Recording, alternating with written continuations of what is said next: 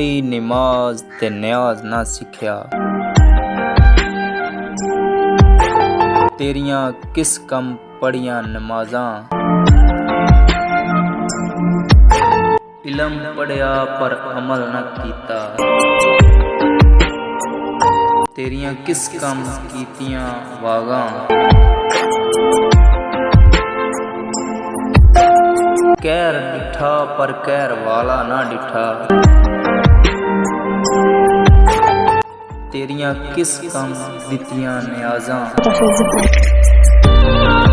बुल्ले शाह पता तद लगसी, जद चिड़ी फसी हथ बाजां।